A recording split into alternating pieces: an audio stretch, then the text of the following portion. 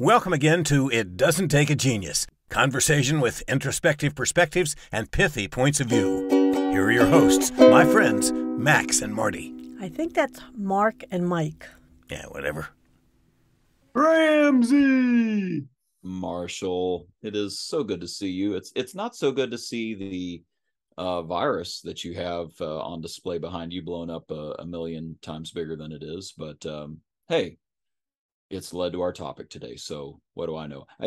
I will say on the front end, you mentioned to me that this was a meeting you had, and I was like, oh, that's so cool. So this is basically just, I just thought it was so cool, and you said you were willing to do a session about it. So I'm excited for this conversation. Oh, yeah. As soon as I saw you write it down, I'm like, I don't think it's probably been 3 or 4 years since I said something and Ramsey wrote it down. That's not true. This is good stuff here. We must capture this forever. Yeah, 100%. Yeah. I do have the alarming that filmmaker spike protein behind me. That's not good. So the two questions. As the pandemic, I don't know if it's waning, but nobody cares anymore. Right. And so, there seems to be a sense of normalcy that's approaching the world. So two questions that we've been asking in the workplace is, what did we start doing during the pandemic that needs to live on? Yep. And the answers to this are just so many bright spots, so many positive things that because of the pandemic, here's what we started doing. You hear things like, we now make sure that our employees have a 3-day weekend every month. Yep. Just to keep them healthy and strong. We've reduced our hours. Yep. So our store's not open till the middle of the night. We've changed our processes. We now go to the customer instead of forcing the customer, excuse me, to come to us. Right. We're much more responsive and have options and things like that. So you just start to get this list of, we've done some really cool things here. Right. From a customer service standpoint, from an employee care point, and you're like, man, we need to document this and commit to, this was really good. We don't want to lose this. We don't want this to be temporary. I didn't know what you were going to say as some of the options, but that was basically my list. The things that were about customer experience and care, the things about employee hours and just taking care of employee engagement, in other words. And I think I'd add a third one to that, which is there were some processes that we didn't take seriously before the pandemic. The pandemic forced us to actually do them. They work.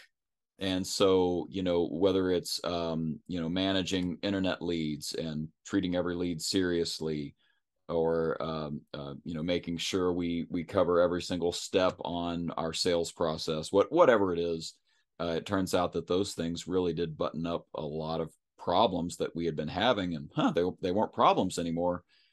So again, something that we started doing during the pandemic is actually following processes. Turns out that works too. So oh yeah, all good stuff.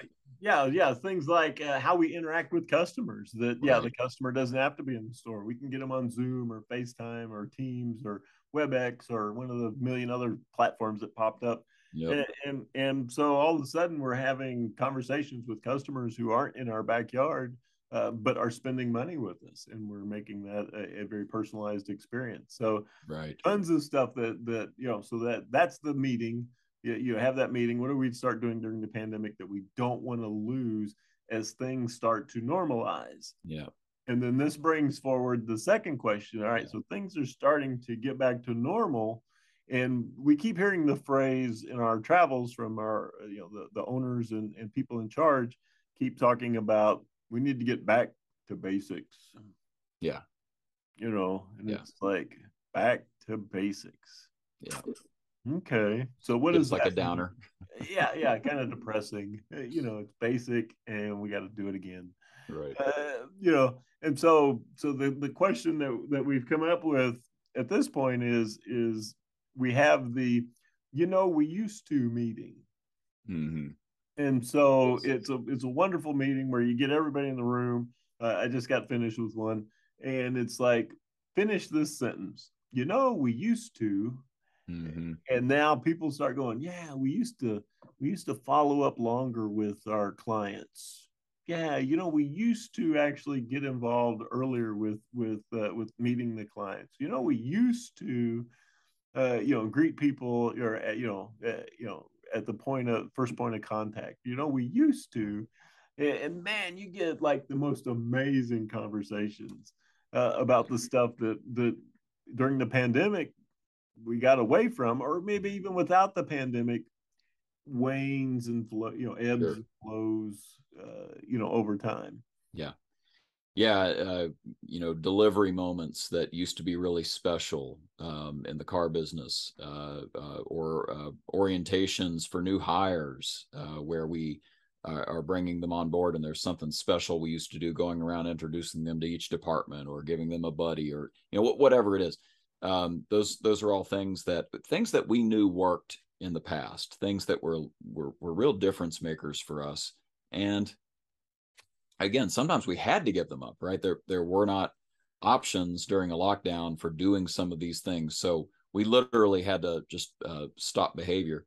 But again, like you said, sometimes we just sort of wane away from the behavior. Things get busy. There are some things we have to react to, and so we can't be proactive. This is an attempt to get back to being proactive on those things that we can reclaim and recapture and reintroduce. Oh yeah, yeah. How many times over the years have we heard about managers complaining about meetings? Well, we meet too much. It's death by meeting around here. We're meeting Right. to death. And then I discovered that we'd had this nice experiment. So in many of the businesses that we work with, the managers meeting didn't occur for 2 years. Yep. And we saw the division between those managers just grow and grow and grow. Yeah.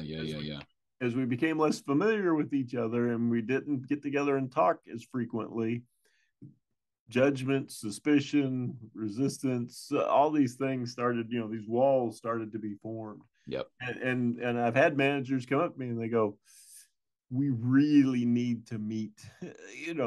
We need to all be in the same room and talk some stuff out. Things have gotten really bad. Yeah. So now you've got people asking for the meeting, Right. that we've got to get in the same room and talk some things through, because this isn't good for us. It isn't good for the team members. It isn't good for the customer. Yeah.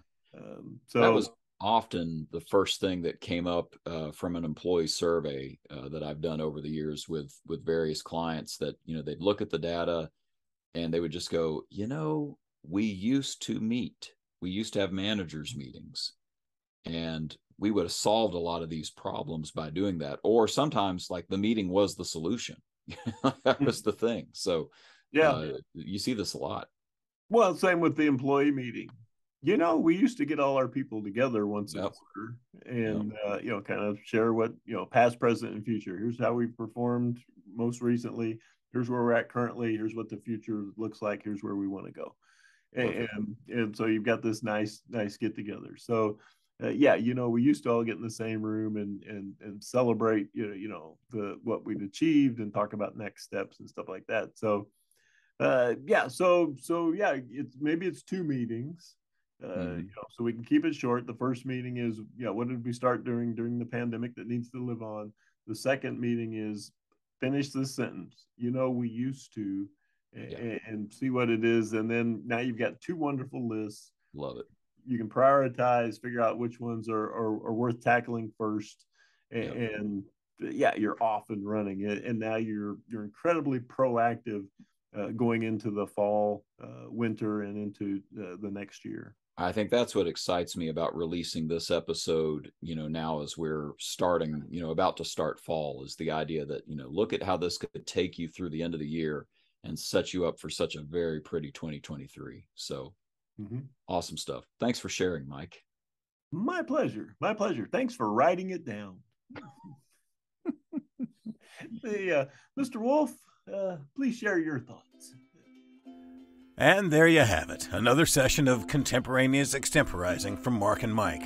I know it's redundant, but consider who we're talking about. As always, feel free to share the ideas you heard here. No right to reserve, no permissions needed. Thanks. See you next time on It Doesn't Take a Genius.